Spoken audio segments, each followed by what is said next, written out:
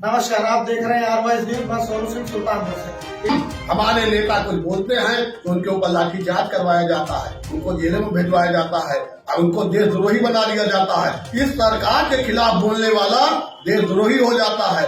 केवल और केवल भ्रष्टाचार की लूट सुल्तानपुर में हो रही है।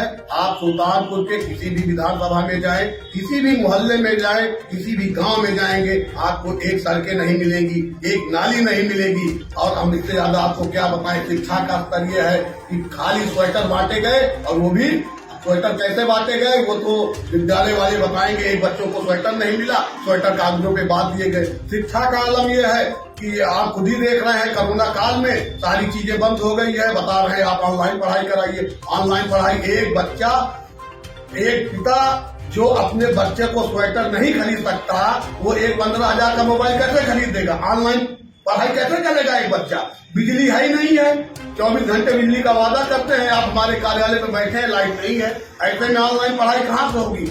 इसलिए हम पूरे सुल्तानपुर की जनता से अपील करते हैं कि इस बार आम आदमी पार्टी की सरकार बनाए और अपने जिले को, अपने प्रदेश को और अपने देश को एक स्वर्णिम मौका दें। सर, बीजेपी सरकार तो कहती है कि मैंने विकास बहुत किया है और सड़कों का मामला तो भी चल रहा है, और वैसे वो बताती है कि मैंने जो है किसी को भूखे रहने नहीं दिया।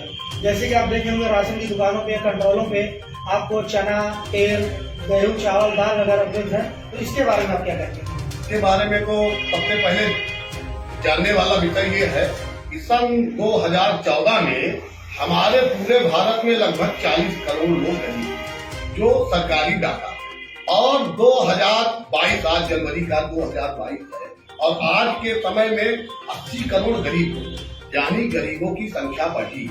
और वो संख्या कब बढ़ी? भाजपा के कार्यकाल में बढ़ी। तो हमें ये बताएं कि क्या भाजपा के कार्यकाल में गरीबों की संख्या बढ़ी है, या गरीबों का नाम लेके, उनके नाम पे राशन लेके भाजपा के नेता, कार्यकर्ता और अधिकारी इन राशनों को खा लेते हैं? पहला विषय।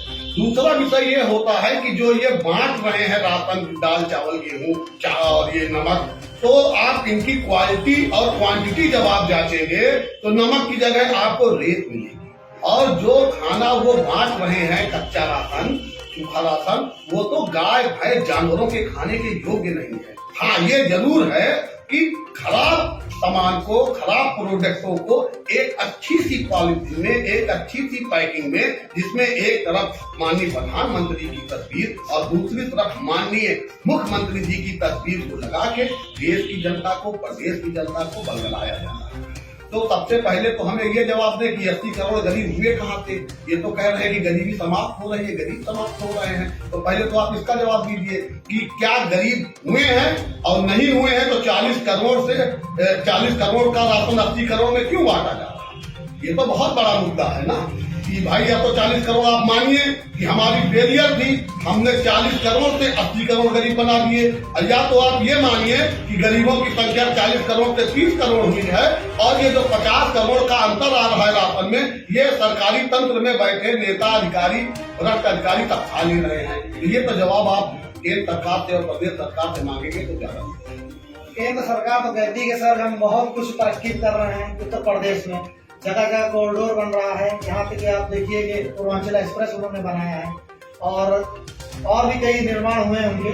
और सुल्तानपुर में कोई निर्माण ऐसा हुआ है? देखिए, जैसे आपने भी पूर्वांचल एक्सप्रेस वे का नाम दिया, तो मैं माननीय मोदी जी को बताना चाहता हूँ कि जल्दबाजी में लिए गए फैसले कदर उठा करके उन्होंने जल्दबाजी में तो पूर्वांचल एक्सप्रेस वे का उद्घाटन तो कर दिया अपना नाम जोड़ने के लिए कि सड़क हमने बनवाई पूर्वांचल एक्सप्रेस वे, लेकिन जब वो सड़क कंप्लीट नहीं है, जब से वो उद्घाटन करके गए हैं और आज तक मेरे ख्याल से सैकड़ों मौत हो चुकी है, इसका जिम्मेदार कौन? इसका जिम्मेदार अधूरा कार्य है। अधूरे कार्य का फीता काटेंगे, जनता को गुमराह करेंगे। आपको फीता काट के हवाई जहाज में बैठ के उड़ गए, लेकिन जो सड़क पे चल रहा है, जिनके घर के रोज लोग मर रहे हैं। अभी 4 दिन पहले कहाँ गाजीपुर के शायद नेताजी थे, वो भाजपा की सदस्यता ग्रहण करके आ रहे थे और उनकी गाड़ी लड़ी, उसमें 4 लोग मर गए। ऐसे प्रतिदिन घटनाएं हो रही हैं। क्यों? क्योंकि ये आधे अधूरे कामों का ढिढोरा आप पीटेंगे, जनता को गुमराह करेंगे, तो घातक केवल जनता के लिए होगा। माननीय मोदी जी 20 मिनट का काफिला रुका, पूरे भारत में इतना बड़ा मुद्दा बन गया। लेकिन यहाँ पे पचासों लोग मर गए, उनके एक गलत नीति थे, एक गलत कार्यक्रम थे। अगर उन्होंने पूरी सड़क बनवाने के बाद पूर्वांचल एक्सप्रेसवे का उद्घाटन किया होता तो शायद आज जो मौतें हो रही हैं वो ना होती।